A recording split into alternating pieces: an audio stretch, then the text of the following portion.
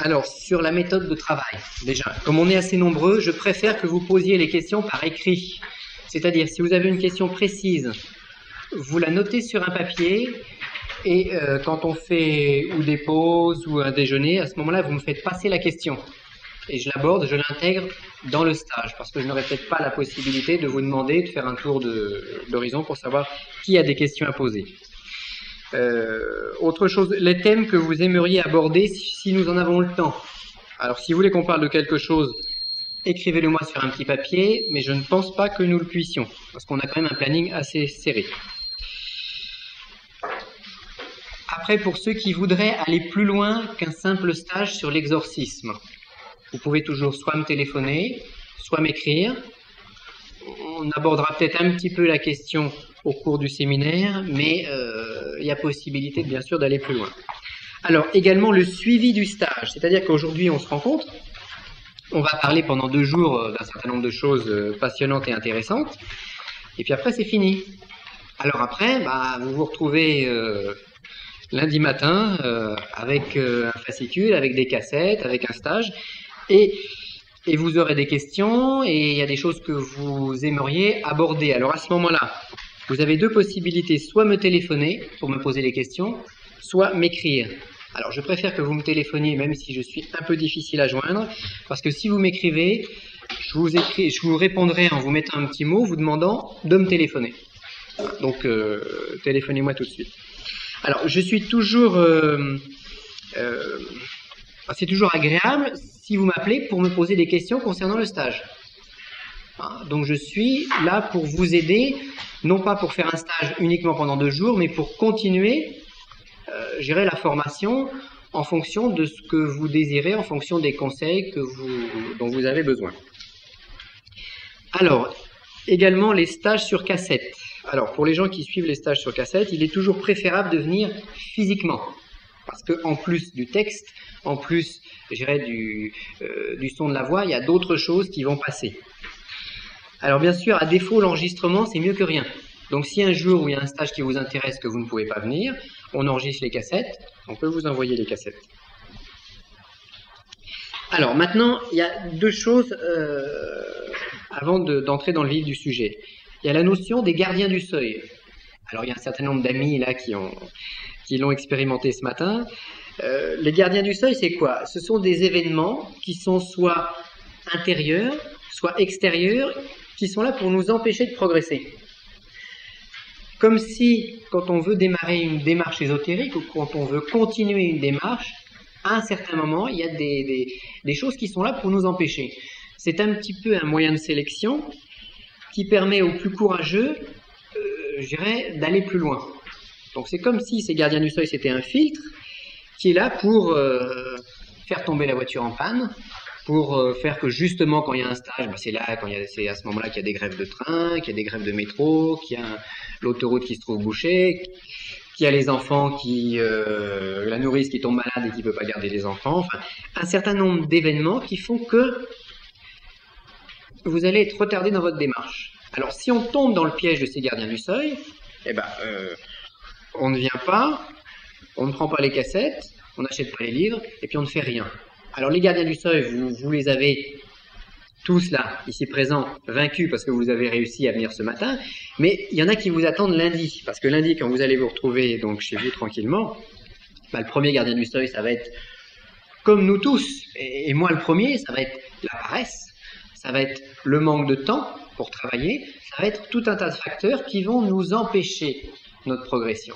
Alors le premier gardien du seuil, c'est nous-mêmes, parce que c'est nos propres peurs, nos propres craintes, notre propre paresse. Je crois que la paresse est un gardien terrible à vaincre, parce que sinon on n'y arrivera jamais. C'est Thomas Edison qui disait, quand on lui posait la question suivante, qu'est-ce que le génie? Et il répondait, le génie c'est 1% d'inspiration et 99% de transpiration. Bon, c'est-à-dire que si on ne transpire pas, si on ne fait pas les efforts à la limite physiques nécessaires pour avancer, on reste toujours à la même place. Et ce qui compte, c'est pas soi-même d'être mieux ou moins bien que les autres, d'être le premier ou le dernier. Ce qui compte dans notre existence, c'est d'avancer, de progresser, de partir d'un point alpha, d'arriver vers un point oméga et de pouvoir se dire, eh ben, il y a 10 ans, il y a un certain nombre de choses que je ne savais pas et que je sais aujourd'hui. Et ce qu'on voudrait obtenir, c'est que par ce stage, eh ben, vous alliez encore beaucoup plus loin et que ça vous fasse un phénomène d'accélération. Mais ce phénomène d'accélération, vous ne l'aurez que si vous travaillez.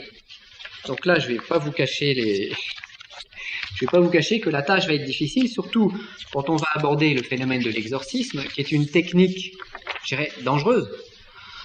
Là, on ne peut pas se permettre de faire les choses à moitié, parce qu'autrement, on a des risques de retour de flamme, on a des risques de choc.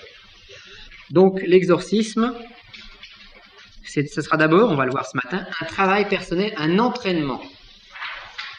Alors ça, c'était pour les gardiens du seuil.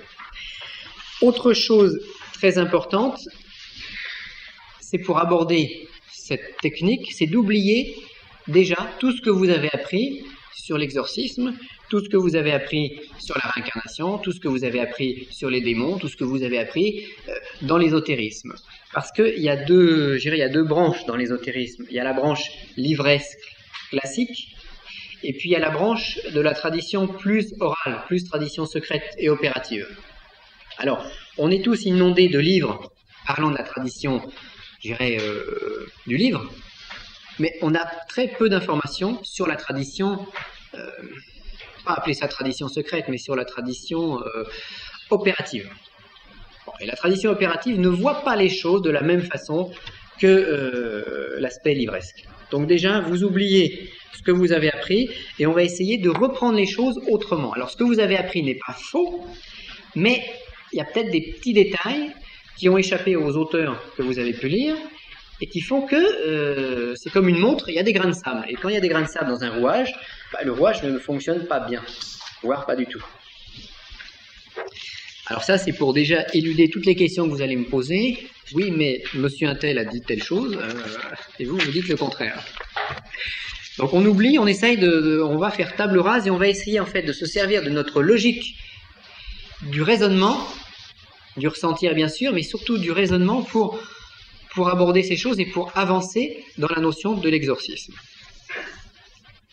Alors, une dernière petite précision.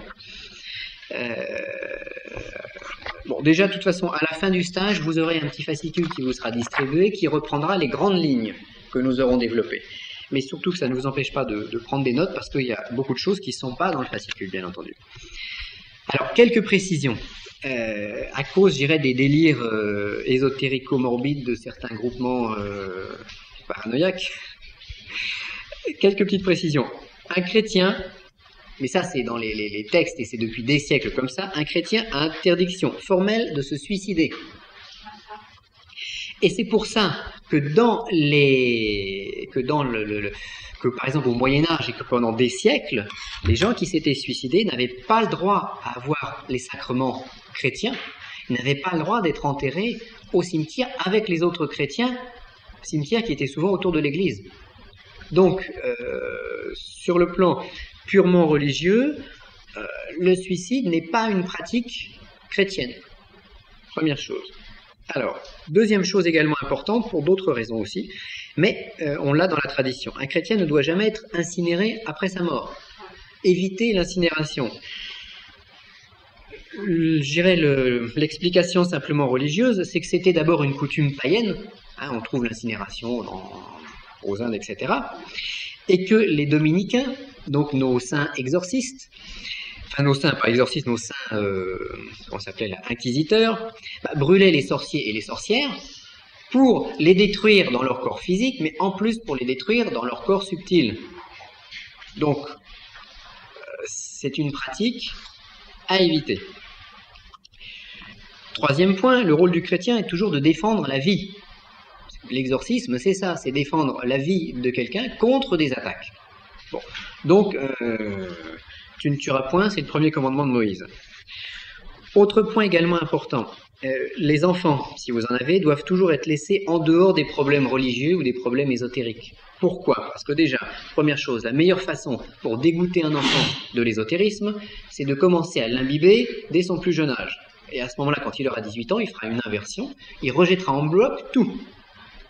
Donc l'enfant doit être considéré avant sa majorité comme un enfant qui doit jouer, qui doit vivre sa vie d'enfant et ne pas les mélanger à ces types de problèmes. Autrement, donc, conditionnement qui sera automatiquement rejeté. C'est pareil, le théologien, le spiritualiste, l'ésotériste, dirons-nous, doivent rester libres penseurs. Alors, libre penseur, c'est quoi? C'est qu'aujourd'hui, vous venez à un stage d'ésotérisme, mais il faut que vous gardiez votre raisonnement personnel. On n'est pas là pour faire de l'endoctrinement ou pour faire un moule dans lequel on doit caser tout le monde. L'ésotérisme ou la théologie est là pour développer l'individualité de chacun dans sa signature, chacun dans son être profond, et pas faire deux personnes ou X personnes sur le même moule. Encore plus important pour l'exorcisme, puisque l'exorcisme, ça consiste à développer des puissances personnelles, et si on essaye d'imiter Monsieur X ou Monsieur Y, c'est vrai, il y a des choses qui nous seront communes, mais si on met tout en commun, on n'aura pas de puissance dans l'exorcisme. Donc il y a exorcisme et exorcisme, il y a plusieurs façons de l'aborder. Donc, les dogmes sont intéressants dès l'instant, décroche tout de suite. Les dogmes sont intéressants dès l'instant où ils sont compris. Si on prend les mystères chrétiens, mystère de la Trinité, mystère de l'incarnation, mystère de la rédemption, etc., ces mystères qui sont des mystères incompréhensibles ne doivent pas être suivis tant qu'on n'en a pas démonté le mécanisme. Donc si pendant des siècles on nous a demandé d'aimer sans comprendre, aujourd'hui on va nous demander d'aimer et de comprendre. Donc les deux en même temps, c'est plus difficile. Alors voilà pour les petites précisions, et maintenant on va passer à des choses plus intéressantes. Alors, on va aborder cette matinée sous deux angles. Un angle, je dirais, théologique ou métaphysique, parce que on parle d'exorcisme, mais on veut exorciser quoi? Alors pour savoir ce qu'on veut exorciser, il faut trouver les démons.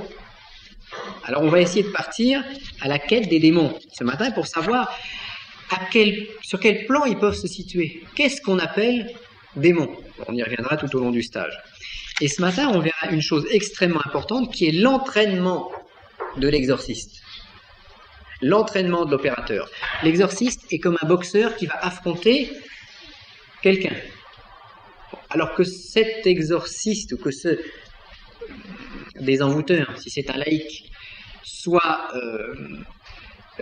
ait les grades religieux ou pas, ça sera un plus, mais si l'exorciste n'a pas l'entraînement nécessaire, comme un boxeur qui va taper dans son sac plusieurs heures par jour, eh bien malgré que notre boxeur ait été canonisé, soit un saint, il risque fort d'aller au tapis, d'aller KO au premier round. Donc, le plus important, ça va être l'entraînement. Alors ceux qui sont déjà venus à nos stages vont dire « Encore l'entraînement ?» Encore, oui, alors j'en reparle une nouvelle fois parce que c'est la base. C'est la base de la pyramide et si on n'a pas une base à cette pyramide, eh bien notre pyramide tombe. Donc, entraînement. Alors, on démarre par quelques notions de métaphysique.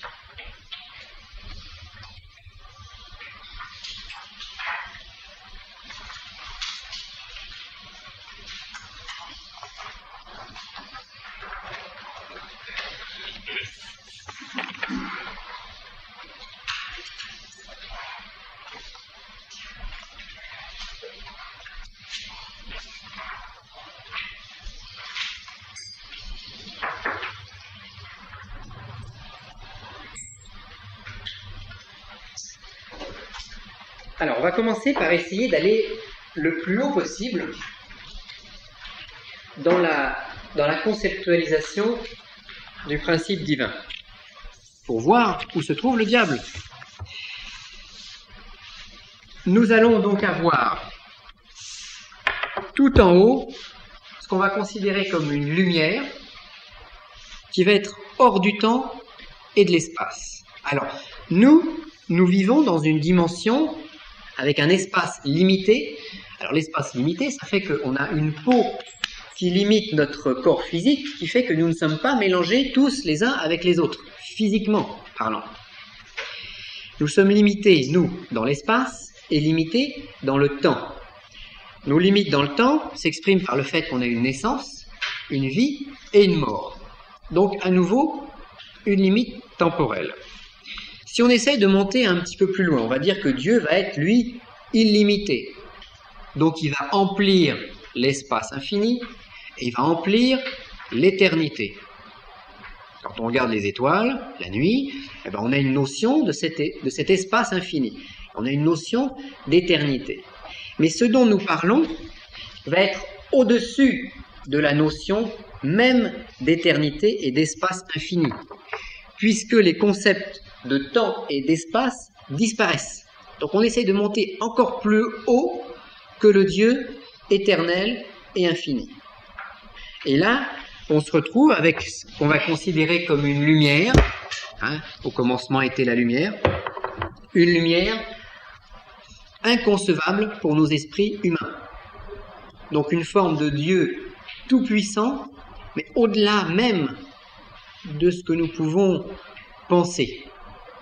Puisque déjà, il nous est très difficile de parler de l'infini et de l'éternité, là, on va être au-delà. Donc on est hors de la notion du temps et hors de la notion d'espace. Donc l'origine de toute chose, c'est ça. C'est la lumière, c'est l'inconcevable, c'est ce que d'aucuns ont appelé l'intraduisible, le nom que l'on ne prononce pas, comme en Kabbale, quelque chose qui est au-delà. C'est la source avant son jaillissement, c'est sans traduction, sans mots pour le dire. C'est un Dieu donc qui sera en quelque sorte intouchable, invisible, inaudible, inconcevable humainement. S'il est sur ce plan, il est bien sûr tout-puissant. S'il est tout-puissant, il possède tous les dons. Et dans ces dons, nous avons le don de créer. Dès l'instant où il est absolument hors toute limite, s'il a une faculté de créer, eh bien cette faculté va s'exprimer sans aucune limite. De par nature, de par sa nature. Donc, il crée.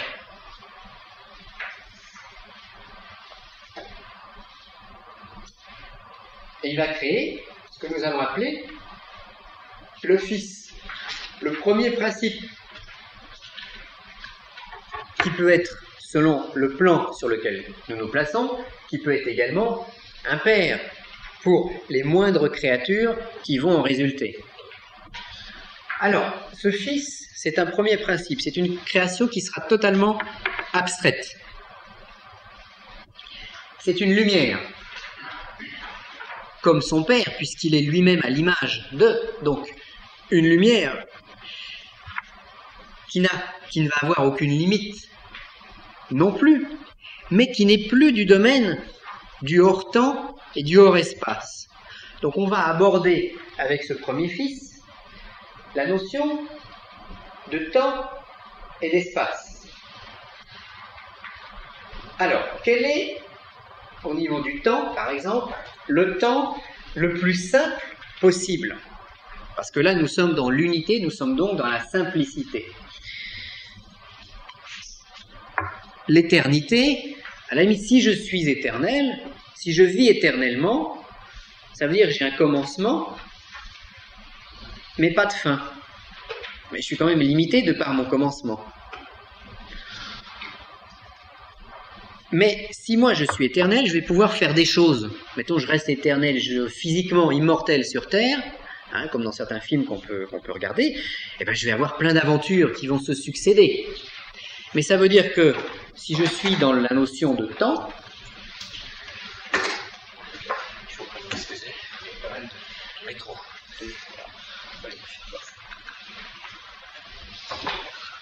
Donc, problème. Voilà, si je suis dans la notion de temps, mais moi-même éternel, je vais quand même pouvoir marcher de la table jusqu'au mur. Donc avoir une action qui me permet d'aller jusqu'au mur. Un point alpha, un point oméga. Mais là, on est dans un temps beaucoup plus simple. Donc, le hors-temps devient une forme d'instant éternel, et ce premier fils, vivant cet instant éternel, doit tout faire simultanément, car il n'est pas, comme nous, assujetti à cette notion de temps, de temporalité. Donc lui, il fait tout simultanément. Donc, notion la plus simple du temps qui existe, qui sera l'instant éternel, ou une forme d'instant perpétuel.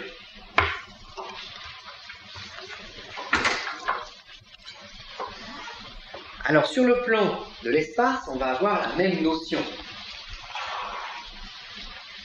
Le hors-espace dont nous étions partis concernant le Père va devenir un espace qui va conjoindre la notion du point, donc du plus petit espace connu pour nous, et en même temps la notion d'infinité, puisque ce premier fils créé par son Père n'a pas de limite, donc il va emplir totalement le temps et l'espace. Donc, notion d'un point infini. Un point qui emplit l'infini. Alors, vous inquiétez pas, c'est la partie la plus difficile du stage. On la passe le samedi matin, comme ça.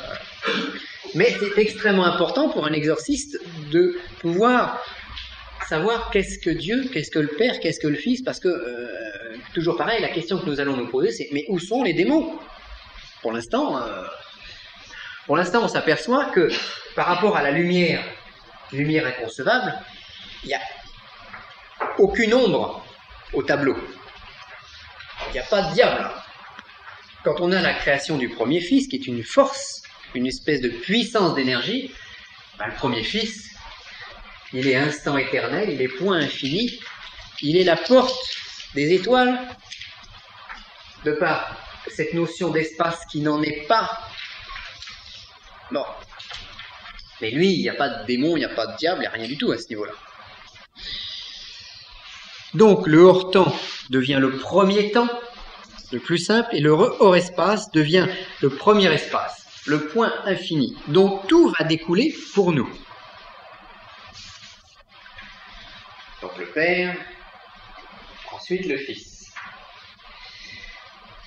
Si le Père a cette faculté créatrice dont nous avons parlé, qui s'exprime tout naturellement, le Fils ne peut être fait qu'à l'image du Père.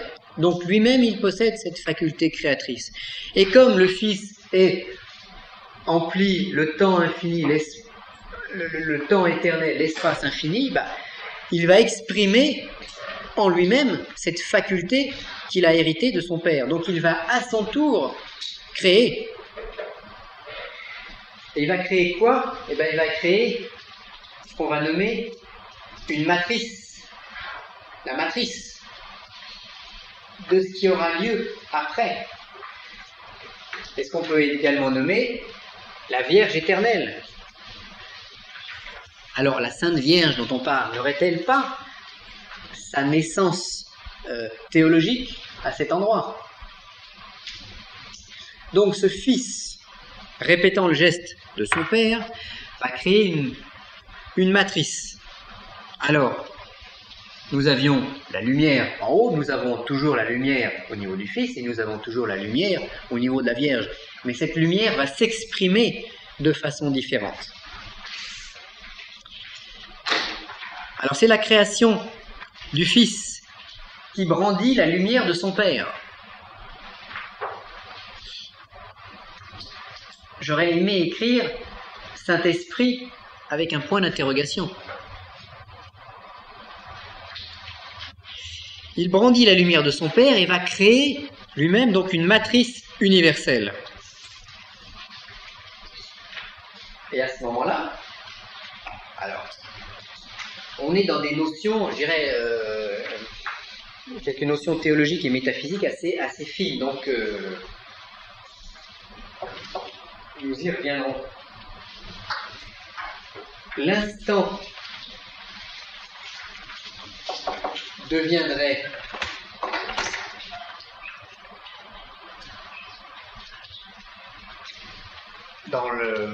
dans l'espace, dans le temps, pardon, on est dans le temps là. Donc l'instant éternel deviendrait une espèce de frémissement fixe.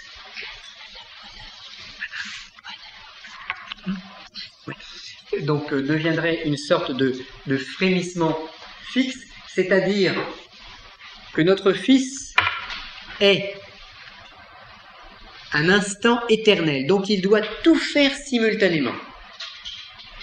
Il doit créer et reprendre sa création simultanément. Alors que nous, nous sommes dans la temporalité, donc nous faisons nos actes les uns après les autres. Cette matrice, elle, va vivre bien sûr dans une forme d'instant éternel, mais plus proche du concret, un peu plus physique. Ce terme est mauvais, mais un peu plus physique. Donc une espèce de frémissement fixe. Elle est immobile, mais quand même un peu mobile. Et au niveau du point, donc du point infini, eh bien cette Vierge va avoir une espèce de frisson infini, comme une chair de poule, qui fait que sans bouger, elle ressent quelque chose.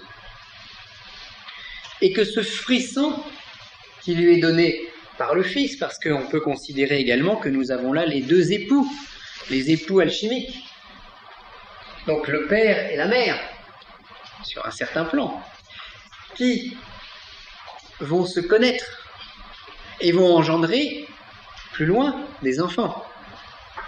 Et c'est ce frémissement, ce frisson, cette forme de chair de poule que nous pouvons connaître, qui va être la descente, en fait, de ces énergies qui sont dans l'éternité et dans l'infini, qui vont permettre à ces énergies de descendre dans le monde de la limite. Alors, là, comme nous n'avons aucune limite, aucune différence, puisque Père, Fils, Saint-Esprit, nous dit la tradition, sont consubstantiels, c'est-à-dire qu'ils s'interpénètrent. Ils sont ensemble, mais différents. Dès l'instant où on a une consubstantialité, où on a une interpénétration de ces énergies, où on a une absence de limite, il n'y a aucun diable, aucune force négative, aucune ombre qui peut se profiler sur ce tableau. Donc, le diable, les démons, s'ils existent, on va essayer de les trouver, ne sont pas opposés à Dieu, ne peuvent être des oppositions au principe divin, qui est de toute nature lumière, sans ombre. Alors là, nous allons avoir la coupure.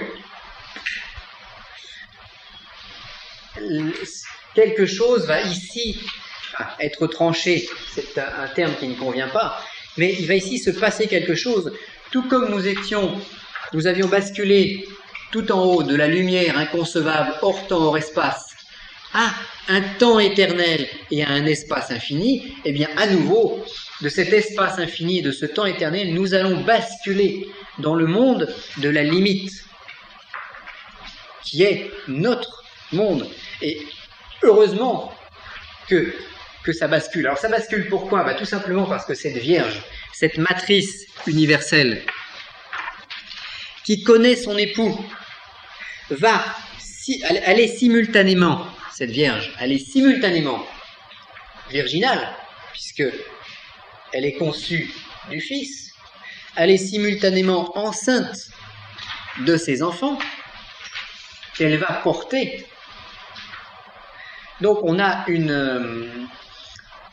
encore une simultanéité dans l'aspect virginal, dans l'aspect de la mère qui connaît son époux, de la reine qui connaît son roi, et en même temps elle porte ses enfants, et en même temps elle reprend ses enfants.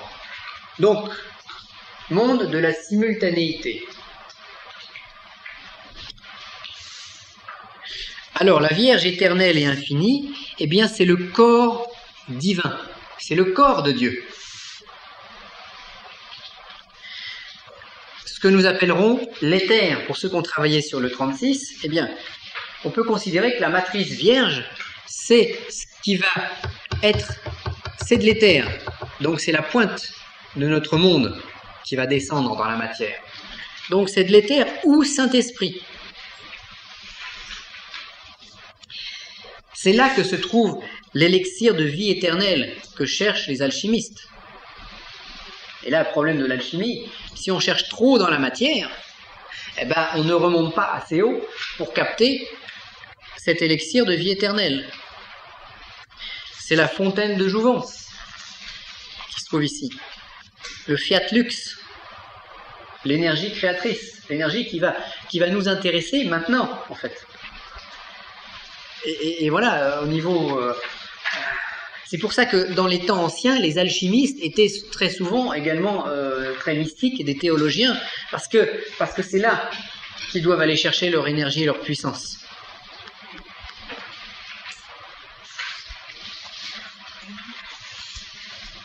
Alors, nous continuons à descendre notre escalier.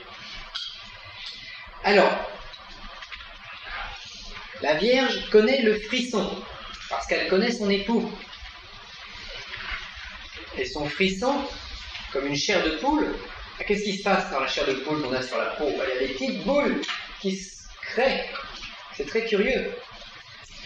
Et elle, eh bien, de par son frisson, de par son frémissement, il va y avoir une espèce de tournoiement dans son éther, une espèce de...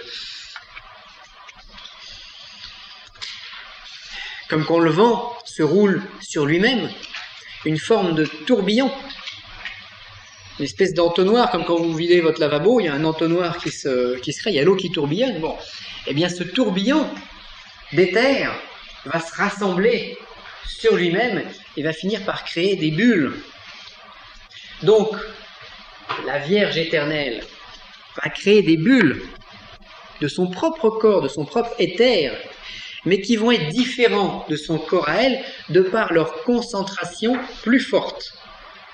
Donc, on prend de l'éther puissance 1, on le concentre, et on va avoir de l'éther puissance 10.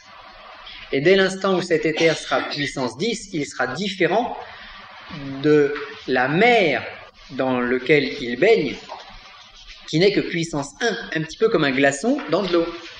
Le glaçon est de l'eau, mais il n'a pas la même consistance que l'eau, il est différent. Donc, apparition d'une limite, et dès l'instant où on a apparition d'une limite, on a apparition de ce qui sera plus tard un monde physique.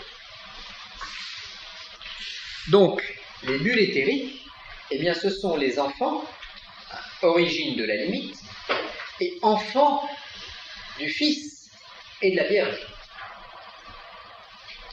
Alors, quand nous regardons les concepts, par exemple, de la Sainte Vierge, bon, dont on a tous vu, etc., mais la Sainte Vierge, pourquoi est-elle vierge? En même temps, elle porte un fils, qu'on appelle Jésus dans les Écritures, etc.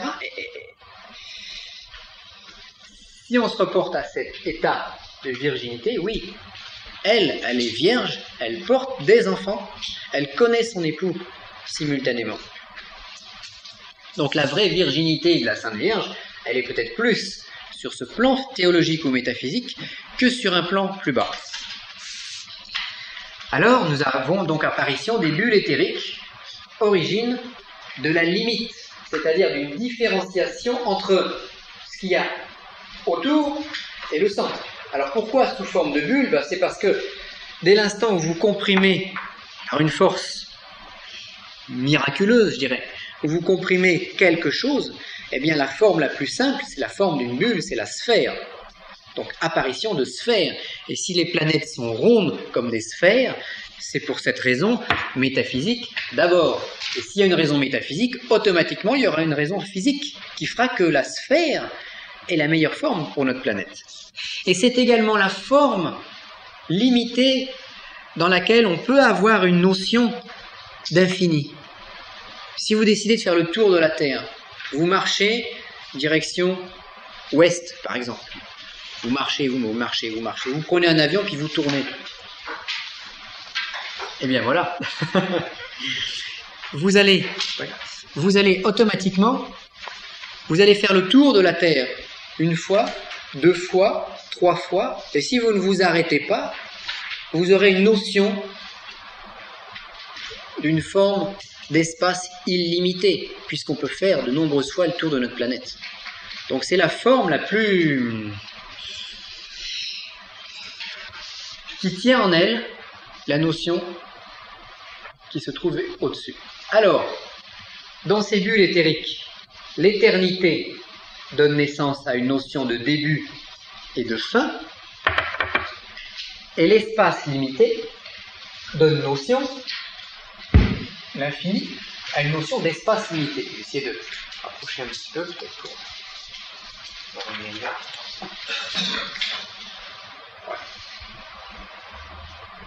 Bon, vous voyez quand même le texte au fond? Oui, c'est bon, d'accord. Donc, l'éternité plonge dans le début et la fin des choses, et l'infini plonge dans l'espace limité. Donc, on est dans la différenciation, dans l'origine de la matière. Et heureuse origine, heureusement que nous sommes différents.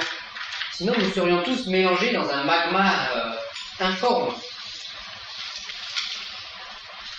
Alors, nous pouvons, quand nous parlons dans les textes sacrés de Adam et Ève chassés du paradis, dès l'instant où la bulle éthérique naît, elle aura un début et une fin. Donc, elle est, en quelque sorte, chassée du paradis, chassée de sa mère.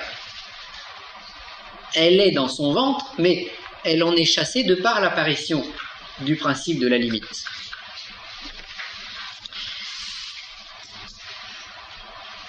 Donc, naissance, vie et mort,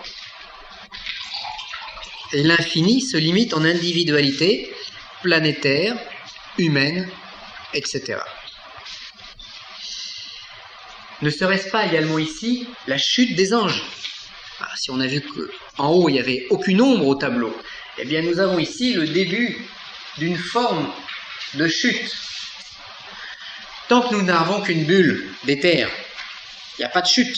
Cette force est toujours virginale, à l'image de sa mère et de son père. Donc, tant qu'on en reste au niveau de la bulle éthérique, il n'y a pas de démon qui existe non plus. Il n'y a pas de diable opposé à Dieu, etc. La bulle d'éther, c'est un Dieu qui sera beaucoup plus proche de nous que le Dieu imprononçable dont nous sommes partis. Donc là, on arrive sur la bulle éthérique.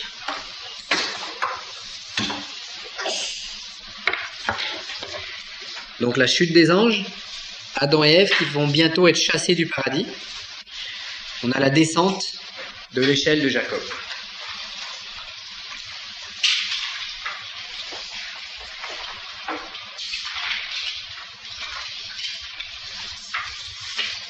Alors cette bulle apparaît physiquement par concentration de l'éther, parce qu'il y a des forces dans cette Vierge éternelle qui vont se pousser, en fait qui vont par un phénomène qu'on pourrait dire miraculeux, mais c'est ce frisson qu'elle ressent, qui crée des bulles de son propre corps, par donc densification de sa propre essence.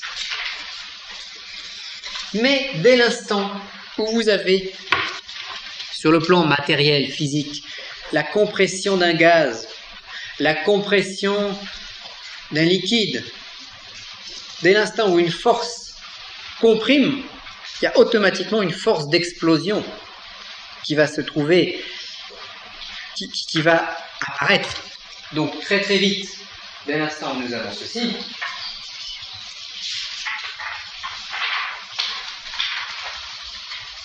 nous aurons en fait la résultante, qui sera l'apparition d'une force d'explosion, d'une force, oui, de rébellion. Donc dès l'instant où nous avons l'éther virginal qui pousse de manière à se concentrer sous forme d'une bulle, sous forme d'une sphère, nous aurons automatiquement une force de rébellion qui va apparaître qui par compression va tendre à l'explosion. Alors là, nous pouvons peut-être avoir l'apparition d'un premier ange déchu, d'un premier rebelle qui va lutter contre Saint Michel, dirons-nous, pour le baptiser d'une manière poétique. Et là, oui, nous aurons Saint Michel qui lutte contre le dragon. Nous aurons la Sainte Vierge qui se trouve tout autour, qui met le pied sur la tête du serpent. On a quelque sorte Adam et Ève chassés du paradis. Ils sont plus dans les terres, ils sont dans la rébellion. Heureuse rébellion, sans laquelle nous n'existons pas. Mais nous avons une première chute. Et là, est-ce qu'on peut encore parler d'ombre? D'une manière théologique et métaphysique, oui, c'est une ombre. Sur le plan de notre concept de l'exorcisme, non, ce n'est pas une ombre. Parce qu'on ne peut pas exorciser cette force, puisque c'est le magma central de notre planète, par exemple. Bon, c'est la centrale nucléaire qui se trouve sous nos pieds, à quelques milliers de kilomètres. Donc on peut toujours l'exorciser. C'est amusant comme concept, ça servirait strictement à rien. Donc c'est une force qui nous est utile, force de rébellion. Et nous allons ensuite, par rebond successif, avoir l'apparition de la Terre physique, concrète. Ici, donc, on va avoir ce qu'on va appeler éther en rouge, azote en noir. Alors pourquoi azote? Eh bien, azote, ça vient de zoé, qui veut dire vie, et le A, privatif, donc ça veut dire privé de la vie. À la limite, azote, c'est le premier qui se trouve privé de l'éther et qui va lutter contre lui. Mais dès l'instant où on a des forces rentrantes de l'éther, des forces sortantes de l'azote, elles vont automatiquement s'opposer et créer une troisième énergie. Un petit peu comme un phénomène de cascade. Alors ça, éther plus azote, on va appeler ça le feu alchimique, le feu philosophique. Donc le feu physique est une incarnation, est un reflet. Mais le feu, il se trouve ici. Et le feu, il part du centre de notre planète. Et c'est vrai que, nous disent les scientifiques, on a un magma en feu au centre de la planète. Et la religion nous parle du feu des enfers. Une des raisons aussi pour lesquelles il vaut mieux éviter de se faire laine brûlée, c'est pour éviter le feu des enfers. Qu'est-ce que le feu des enfers? On y verra un peu plus. Et pourquoi certains, dans la mythologie, certains sont obligés de descendre chercher le feu des enfers pour le remonter à la surface. Enfin, il y a plein de choses extrêmement curieuses. Donc, continuons notre descente philosophique. C'est donc ici le combat des anges. Donc Saint Michel contre le dragon. Mais une chose qui est très importante à savoir, c'est que Saint Michel terrasse le dragon, mais il ne le tue jamais. Puisque depuis le temps qu'on présente Saint Michel terrassant le dragon, maintenant on devrait présenter un Saint Michel avec un dragon mort. Non, il terrasse le dragon, mais il ne le tue pas. Et nous, dans notre démarche, on doit toujours terrasser notre dragon personnel, qui peut être nous-mêmes également, mais sans le tuer. À la limite, Saint Michel, c'est mon esprit, mon corps physique, c'est mon dragon. Je dois faire avec les deux. Mais je dois contrôler le corps physique par l'esprit. Alors, on en était arrivé donc à ce qu'on appelle l'éther. Alors pour ceux qui ont un petit peu étudié le 36, eh bien ça, c'est l'éther dont nous allons partir pour faire notre pyramide ou nos rituels sur le 36 et après sur les 4 éléments. Ça, c'est l'origine de l'éther, des forces, des anges qui vont se manifester dans notre planète, qui vont architecturer notre planète.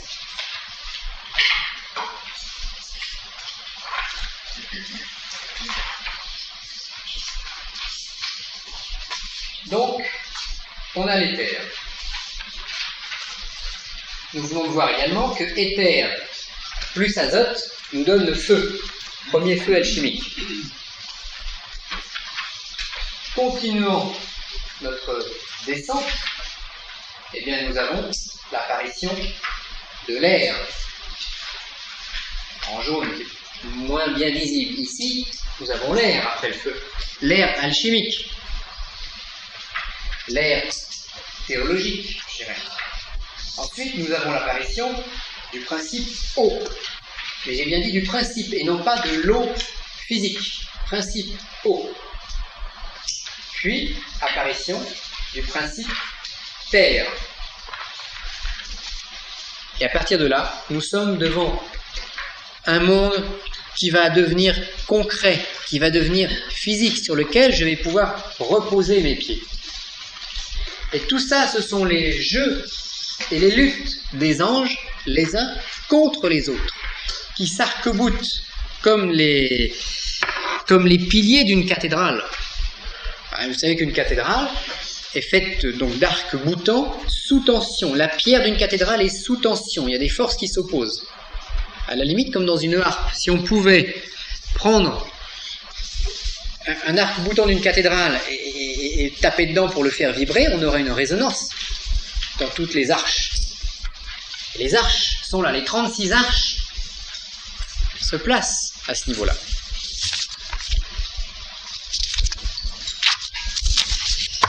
Alors dès l'instant où on a cette descente, parce que en fait, qu'est-ce qui se passe? Eh bien, il se passe simplement que l'éther a le principe créateur hérité de plus haut que lui. Il va donc l'air possède le ressort de création, l'eau également va avoir ce ressort de création, et de même la terre. Donc on a une descente de l'escalier, une descente de l'échelle de Jacob. Là, ce sont les anges qui vont du haut vers le bas, qui chutent dans les ténèbres. Mais heureux ténèbres, parce que nous en faisons partie. Dès l'instant où cette terre possède elle-même la force créatrice, eh bien, elle va vouloir créer quelque chose. Et nous allons avoir ensuite une remontée des éléments, une remontée des forces du bas vers le haut. Alors,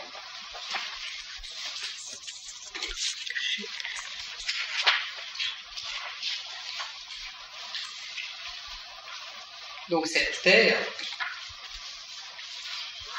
va créer les premiers êtres vivants qui seront les minéraux, base du monde dans lequel nous sommes. De ces minéraux vont jaillir les végétaux. Je dirais deuxième cube, deuxième étage de la création, qui maintenant remonte du bas vers le haut. Après les végétaux, eh bien nous aurons les animaux. Selon l'impulsion éthérique de départ de la planète en question, eh bien, ça remonte plus ou moins haut. Certaines planètes qui seront comme des figuiers plus ou moins stériles ne remonteront pas jusqu'à leur sommet. Nous pouvons donc avoir des planètes dont le règne supérieur sera le règne minéral. Et ça s'arrête là. Et ce ne seront pas des petits bonshommes, ce seront simplement des minéraux, tels que nous les connaissons. D'autres planètes peuvent aller jusqu'au règne végétal et s'arrêter là. D'autres, qui ont suffisamment d'éther en leur flanc, pourront aller jusqu'à la puissance animale. Alors en fonction des proportions d'azote, d'oxygène, de gaz, d'humidité, on aura des formes qui seront différentes. Mais c'est toujours le même principe. Dans certains cas, pour certaines planètes, avec beaucoup de chance, on va pouvoir aller jusqu'au règne humain, les hommes. Et là, nous aurons apparition d'abord d'un homme animal, d'un homme qui peut manier une massue, qui a compris le principe du feu, qui va s'organiser en bande pour chasser, qui va essayer d'habiter d'abord des grottes, puis après de fabriquer des cabanes avec du bois. Mais c'est pas tellement de cet homme-là dont nous parlons. Celui que nous citons, c'est l'homme qui va avoir une conscience de la métaphysique, qui va avoir une conscience qu'il existe autre chose. Et l'homme qui commence... L'homme, cet homme-là va commencer à prendre conscience qu'il y a autre chose, que la mort existe. Pour mon chien, lui, il ne sait pas que la mort existe. Il mange, il boit, il dort. Par contre, un jour, il y a un homme qui prend conscience qu'il y a une fin. Donc il y a un début, donc il y a peut-être autre chose. Il va commencer à enterrer les défunts. Donc là, on a l'apparition du véritable homme tel qu'on va l'entendre. Donc c'est celui qui va enterrer ses morts parce qu'il va faire un culte à quelque chose de plus haut que lui. Il y a une conscience métaphysique qui va se développer. Donc nous faisons partie de ce règne-là, du règne de l'homme qui a plus ou moins une conscience métaphysique. Alors, on peut considérer que dans cette sous-race qu'est l'animal, ou l'homme animal, eh bien, il y a deux races qui vont coexister. Une possédant une conscience, l'autre moins, selon la quantité d'éther qu'il va y avoir dans mon cerveau. D'où toute la recherche ésotérique, mystique ou initiatique de cette fameuse fontaine de jouvence pour mettre le plus d'éther possible dans mon cerveau, afin d'aller le plus loin possible, afin d'être un homme, mais non pas un homme en bas de son carré, de son cube, mais en haut. Et si nous sommes logiques, eh bien après, il peut y avoir autre chose. Je vous ai mis 3 petits points. Donc remonter par les 4 éléments, comme vous l'avez vu avec les couleurs. Donc la terre, l'eau. C'est vrai que les minéraux ils sont plus signés de la terre. Ils sont plus enfouis dans le sol. Les végétaux, ils ont besoin d'eau pour vivre. Nous aussi, vous me direz, mais ils sont très aquatiques. En plus, ils sont verts, les végétaux. Ça correspond à la couleur alchimique de l'eau. Les animaux, les animaux ont beaucoup plus de liberté. Ils sont plus aériens. Ils courent, ils volent. Les hommes sont signés du feu, de par leur maîtrise du feu crépissant, du feu nucléaire, maîtrise du feu. Mais si nous continuons notre raisonnement, après il y a autre chose. Si l'homme est signé du feu, il y aura autre chose qui sera signé de l'éther.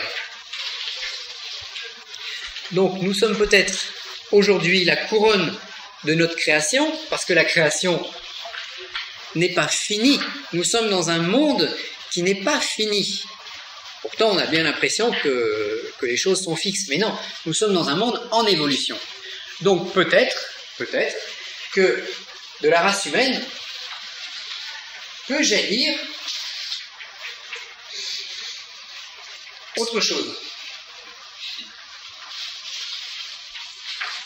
Alors,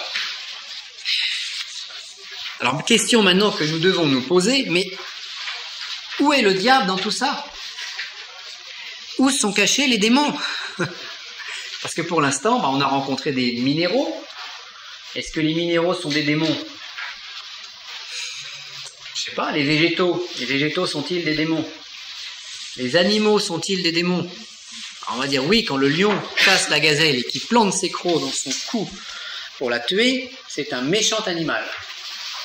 Mais elle-même, la gazelle, quand elle s'approche d'un arbuste et qu'elle mange l'arbuste vivant, en plus, sans le tuer avant, c'est un animal qui peut être aussi considéré comme démoniaque. Et cet arbuste, quand il va puiser les minéraux dans le sol, les fondre, se les approprier, le végétal, c'est pas très gentil quand même. Il y a même des plantes cannibales, des plantes carnivores, pardon. Il n'y a que les minéraux qui sont gentils, qui sont bons. Alors dans tout ça, pareil, où sont cachés les démons? On a une remontée je dirais, théologique ou métaphysique après avoir eu une descente. Ce qui nous fait un double courant. Un courant qui descend, un courant qui monte. Nous avons donc un courant qui descend, que nous pouvons appeler la chute des anges, qui peut être, sous un certain angle, un courant vers. En ce sens, une chute de haut vers bas. Chute des anges. Et un courant qui sera un courant de remontée, donc d'ascension dans un premier temps, puis, nous dirons, de rédemption.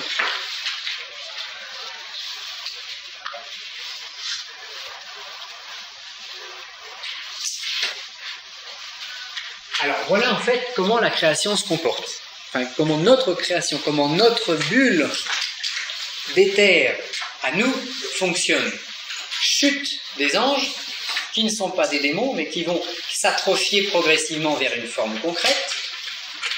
Et puis, de cette terre, nous aurons des minéraux, des végétaux, des animaux qui vont correspondre à l'ascension de notre monde sans conscience. Le poisson nage. Il n'a pas forcément conscience qu'il nage. Il nage par réflexe, par instinct. Donc l'ascension, c'est la remontée des puissances instinctives parce qu'elles ont ça dans leur gène, parce qu'elles ont ça au plus profond d'elles-mêmes, cette remontée. Quant à la notion de rédemption, elle sera plus humaine, parce que la rédemption doit être accompagnée d'une conscience de ce que nous faisons. Et pourquoi un certain homme né il y a 2000 ans s'appelle le Rédempteur? Parce qu'il a peut-être tracé un chemin. Et notons que tout l'ésotérisme actuel, qu'il soit magique, qu'il soit de toute obédience, sera toujours basé là-dessus. Et tous les rituels de magie, même les rituels de magie les plus noirs qu'on trouve, c'est des rituels empruntés à l'Église. Ça qui est très amusant, très curieux. Alors, le diable et les démons, en tout ça, on a du mal à les situer. On y reviendra. Pour l'instant, ce qu'on va retenir, qui est extrêmement important pour nous, c'est que nous allons avoir deux forces qui seront en opposition. Alors, ce qu'on peut appeler Lucifer. Lucifer, c'est quoi la légende de Lucifer? C'est l'ange de lumière qui chute dans les ténèbres. À la limite, l'ange de lumière qui chute dans les ténèbres. Le courant luciférien à bien entendre. À ne pas confondre avec les gens, avec les braves sorciers du samedi soir qui vont aller dans la forêt et puis qui vont faire des grandes invocations. Oh Lucifer, oh grand Lucifer, apparaît. Bon, on ne peut pas faire apparaître cette force. Cette force est équivalente à la force d'attraction. Si je prends un objet, je le lance, j'ai la manifestation de Lucifer. Attraction terrestre. Chute vers la matière.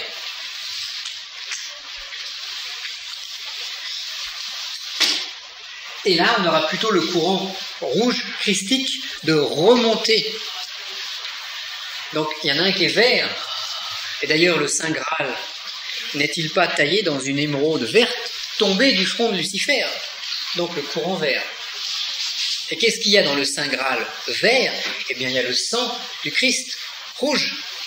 Donc, je dirais jeu symbolique toujours entre le vert et le rouge, entre le courant de descente et le courant de remontée, entre la chute des anges et la rédemption, etc., etc. Et toute la symbolique, quand on regarde les symboliques, par exemple, celtes, chez les Celtes, il y a la légende du chaudron, le chaudron magique, qui est devenu la marmite de potions magiques d'Astérix. Mais c'est le chaudron magique. Donc le chaudron, il sera toujours vert. Et ce qu'il y a dedans, c'est l'élixir de vie, potion magique, entre guillemets, qui sera toujours rouge, c'est le sang du Christ dans le calice. C'est ces notions qui sont très anciennes et bien antérieures au christianisme. Donc, double courant. Alors, un exorciste, il doit impérativement posséder les deux pour être efficace. Il ne faut pas être exorciste à moitié. Si on est simplement exorciste, bien, pieux, mystique, ayant la foi, on sera dans le courant rouge de remontée. C'est bien, c'est insuffisant, parce que le courant vert nous sera d'une grande utilité pour chasser les démons, parce que si je veux affronter un boxeur, je vais mettre des gants de boxe, je vais essayer d'aller, non pas sur le même terrain que lui, mais c'est presque ça quand même. Alors ces deux forces,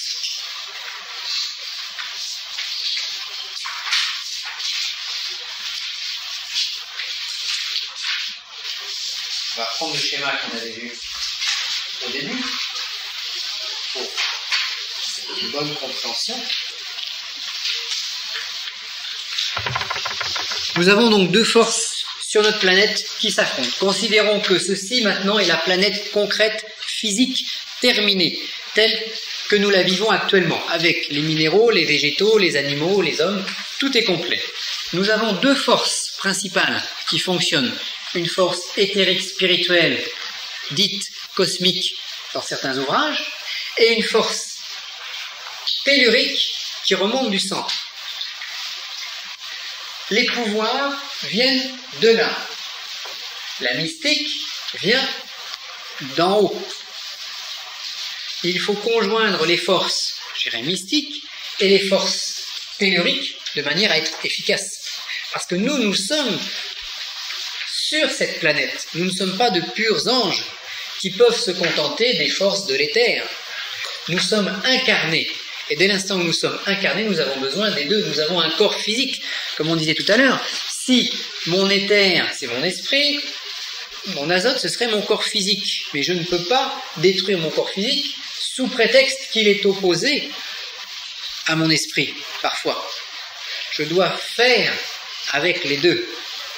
Donc, la plupart du temps, la puissance tellurique est cachée par les églises, utilisée mais cachée, et assimilée à une force des ténèbres, puisqu'elle vient du centre.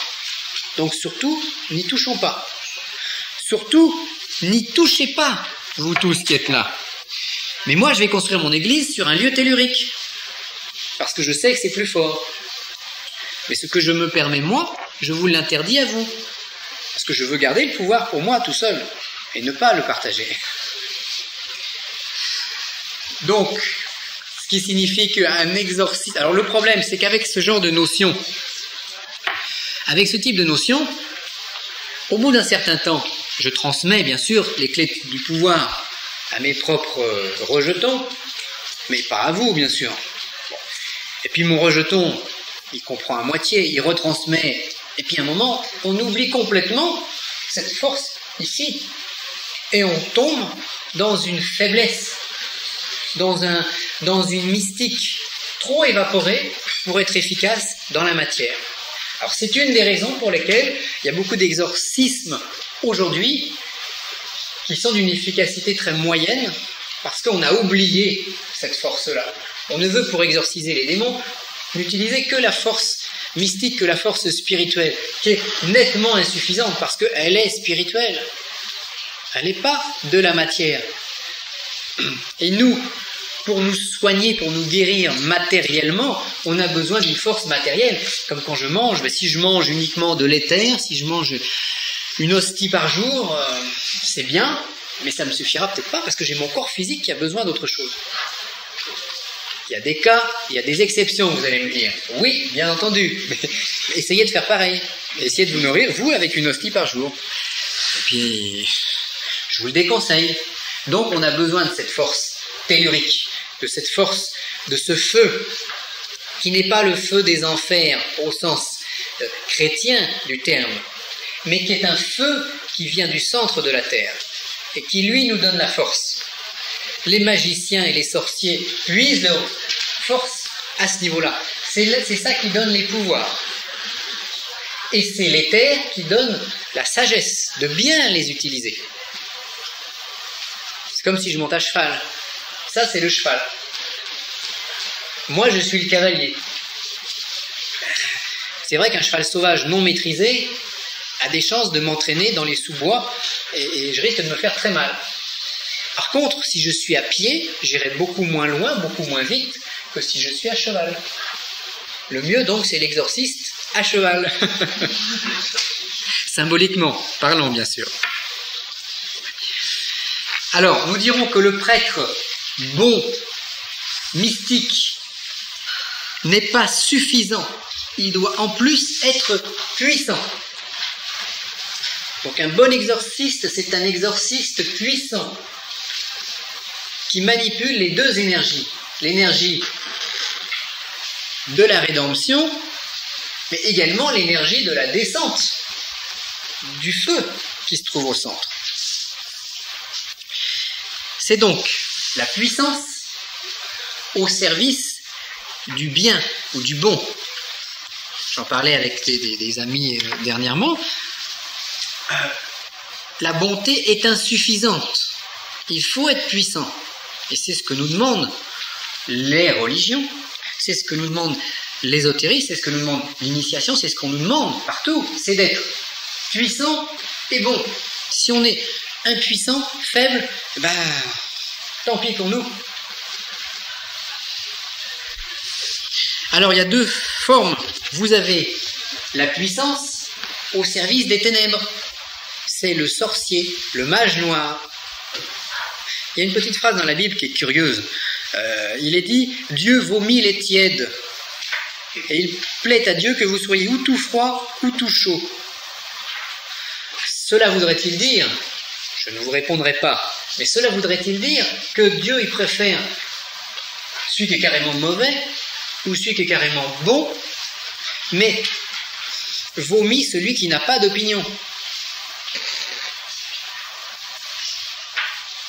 Je ne sais pas, je me garderai bien d'entrer en polémique à ce niveau-là.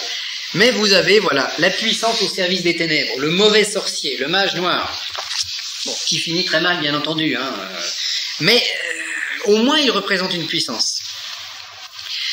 On a donc, après, uniquement celui qui est l'impuissance bonne, la naïveté spirituelle. C'est bien, nous le sommes tous, mais en le sachant, on essaye de développer autre chose. L'impuissance bonne, c'est bien. C'est bien. Et je ne vais pas faire grand-chose de ma vie. Vous avez également l'impuissant, en plus qui est haineux, donc l'impuissant mauvais. C'est le pire. Il ne représente rien, et en plus il est méchant. Lui, il n'est pas dangereux. Alors que la puissance dans les ténèbres est dangereuse. Alors le mieux, bien entendu, et nous sommes tous ici pour développer ça, c'est la puissance au service du bien. Et bien si on veut être puissant, il va falloir faire comme les moines guerriers de Shaolin ou d'ailleurs, il va falloir avoir un entraînement régulier. Et cette énergie tellurique, parce qu'on va considérer que on est tous dirigés vers le bien. De toute façon, on ne ferait pas un stage d'exorcisme si on voulait faire du mal. On ferait un stage de magie noire et on ne serait pas ensemble. Donc, on est tous bons, il va falloir développer notre puissance. D'où l'entraînement que je vais vous expliquer et qui va suivre. Donc, entraînement pour capter et accumuler en soi l'énergie tellurique, qui est, aussi curieux que ça puisse paraître, une énergie exorcisante par nature. On verra pourquoi cet après-midi. Mais le tellurisme exorcise par nature. C'est une forme d'acidité, c'est une forme de feu. Alors, j'essaye de vous parler avec des expressions. C'est une forme de feu des enfers. Alors, le feu des enfers, c'est quoi? Mais c'est ce qui torture les âmes de ceux qui vont disparaître. Donc, symboliquement, si on accumule en soi une espèce de feu, d'acide, on va, dans sa nature, être très désagréable par rapport à tous ces démons qu'on n'a pas encore situés et qu'on va continuer à chercher. Donc, accumulons cette énergie tellurique qui est une énergie verte, qui est une énergie de pouvoir, qui est une énergie de puissance, qui n'est pas une énergie de sagesse, mais qui va nous être très utile, comme les bases, comme les fondations d'une maison. Alors,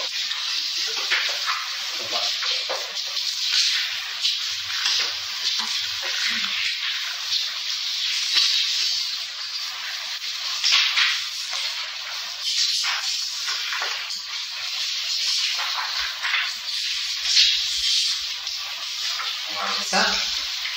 Donc, il faut que j'arrive à accumuler en moi les forces vertes et les forces rouges.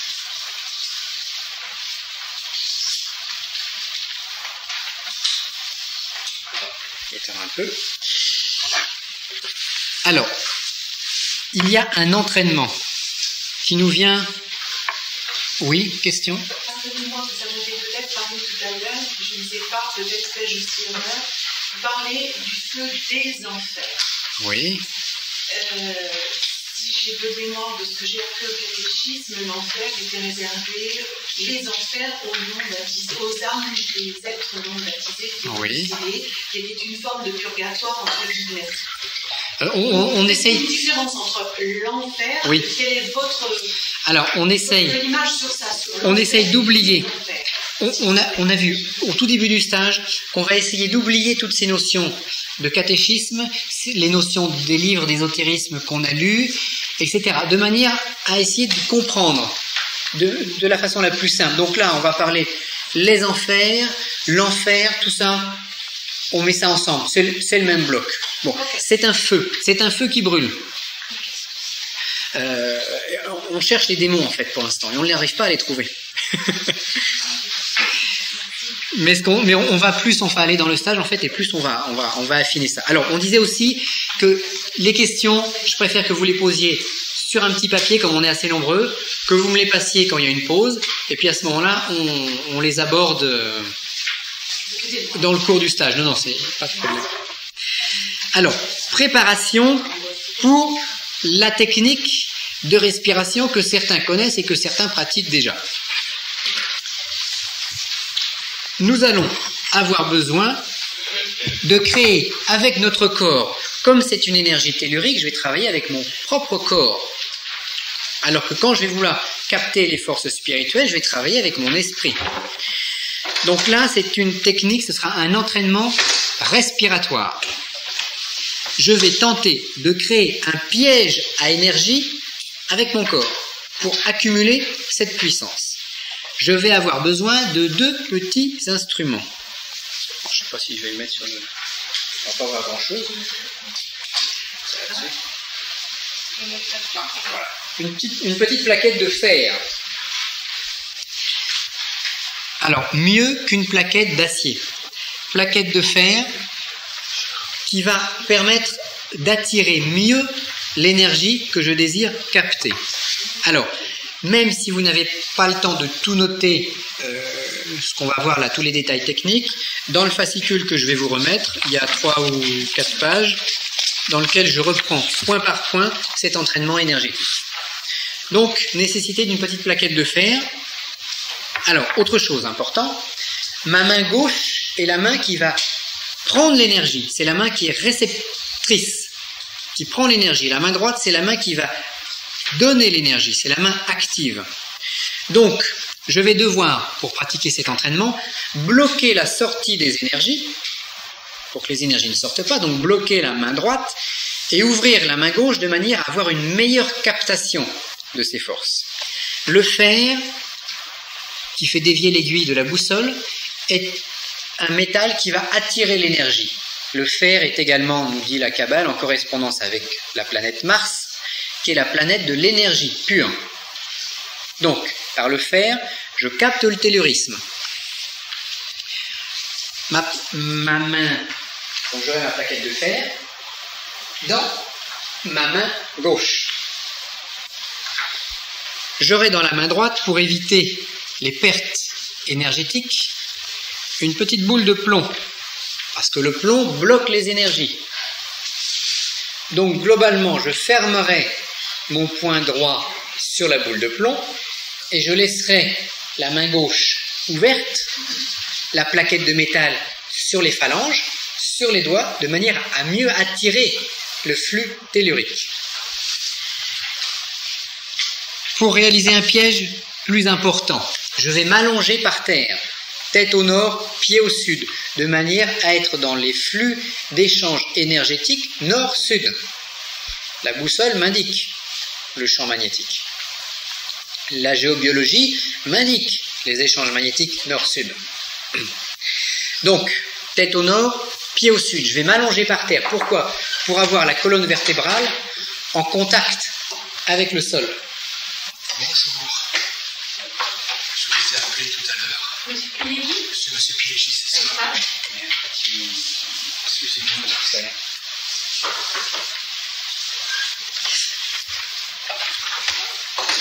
Tu veux Bernadette, tu vois comme donc, nord-sud, je m'allonge pour avoir ma colonne vertébrale en contact avec le sol. Ce qui va permettre d'avoir une meilleure prise, comme par une osmose, comme par une éponge, prise des énergies telluriques. Je vais étendre les bras en ouverture. Alors bon, c'est vrai que le Christ avait la même position. Je pense que c'est plus une coïncidence. Mais si on était, on dirait que c'est pour la même raison. Alors pareil, quand vous faites ce type d'exercice d'entraînement énergétique, vous ne devez avoir aucune montre, aucun bracelet, aucun collier, aucun bijou. Évitez les lunettes, évitez les boucles d'oreilles, évitez les petites chaînes à la cheville, évitez la ceinture, évitez les chaussures, les chaussettes, donc pieds nus. Être habillé de préférence avec des tissus non synthétiques, donc avec du coton. Alors on ne répétera pas cette... bon, mais tout ce qui est énergétique doit être fait dans la tenue la plus naturelle possible. Alors, il est préférable de faire cet entraînement en extérieur. Mais à défaut, faites-le à l'intérieur. Ce qui compte, c'est de le faire. Alors, vous aurez soin donc de vous munir également d'une boussole. Alors, la petite boule de plomb dont je vous ai parlé, à la taille d'une balle de ping-pong. Le plus facile, c'est d'aller dans un magasin d'articles de pêche, de prendre une poire, un gros plomb de pêche qui fait dans les 200-250 grammes, et vous mettez un coup de scie de manière à avoir une forme à peu près sphérique. La forme n'est pas importante. La plaquette de fer, les dimensions peuvent être variables. La première plaquette que je vous mets sur le fait 6 cm sur 6 cm sur à peu près 1 ou 2 mm d'épaisseur. Elle fonctionne très bien. Je m'en suis fait faire une autre qui a un petit lingot qui doit faire, je pourrais mesurer, hein, qui doit faire peut-être 3 ou 4 cm sur 8 cm. Et en épaisseur, nous avons presque 1 cm. L'important n'est pas tellement au niveau des dimensions. Ce qui compte, c'est que ça tienne, c'est que ça recouvre les phalanges de la main gauche. Donc un petit lingot. Ce qui compte, c'est la matière. Alors, donc, vous vous munissez également d'une boussole, éventuellement d'une couverture, pour pouvoir vous isoler de la moquette si vous le faites en appartement, pour pouvoir vous isoler de toutes les petites bêtes, les fourmis et autres, si vous le faites dans la forêt. Vous pouvez également, alors couverture, éviter une couverture synthétique, ça peut être une natte de paille, là, comme pour la plage, ça peut être une couverture en laine, ça peut être ce que vous voulez, mais évitez surtout le synthétique. Vous aurez également besoin d'une montre ou d'un réveil, parce que cet exercice va être minuté.